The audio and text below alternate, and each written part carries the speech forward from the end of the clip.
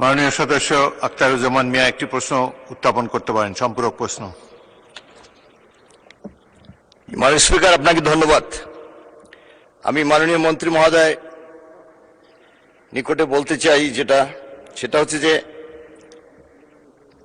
আমাদের যে ব্যবস্থাপনা পরিষদ আছে স্কুল, মাধ্যমিক এবং উচ্চ মাধ্যমিক পর্যায়ে, এই ব্যবস্থাপনা পরিষদ সম্পর্কে নতুন কোনো চিন্তা ভাবনা আছে কিনা।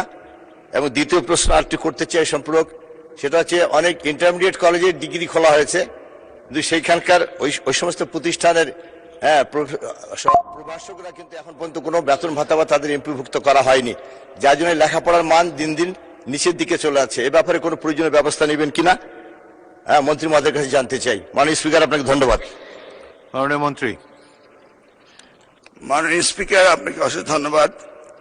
ওনার প্রথম প্রশ্নে ম্যানেজমেন্ট কমিটি সম্পর্কে আমরা মন্ত্রণা পর্যায়ে ব্যাপক আলোচনা করেছি এবং সেই আলোচনাগুলি পরবর্তীতে আমরা মাননীয় প্রধানমন্ত্রী এবং স্টেক হোল্ডার সকলের সাথে আলোচনা করে আমরা শিক্ষাকে গুরুত্ব দিয়ে অধিকতর শিক্ষিত এবং শিক্ষা অনুরাগীদেরকে এই ম্যানেজমেন্ট কমিটিতে রাখার জন্য আমরা সিদ্ধান্ত নিতে যাচ্ছি।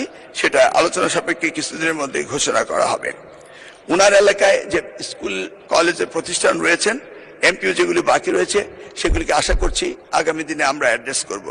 ইতিমধ্যে আমি মাননীয় সংসদ সচিবকে অনুরোধ করব, উনার ব্যাপক প্রতিষ্ঠান রয়েছে সেগুলিতে যেন তিনি পর্যায়ক্রমে এসএসসি এবং এইচএসসি ভোকেশনাল এবং কারিগরি শিক্ষার দিকে তিনি আস্তে আস্তে ধাপে ধাপে অগ্রসর হন। সেটি হচ্ছে আমাদের প্রধানমন্ত্রীর প্রত্যাশা। এই বলে ধন্যবাদ দিয়ে শেষ করছি। মাননীয় স্পিকার, আপনাকে ধন্যবাদ।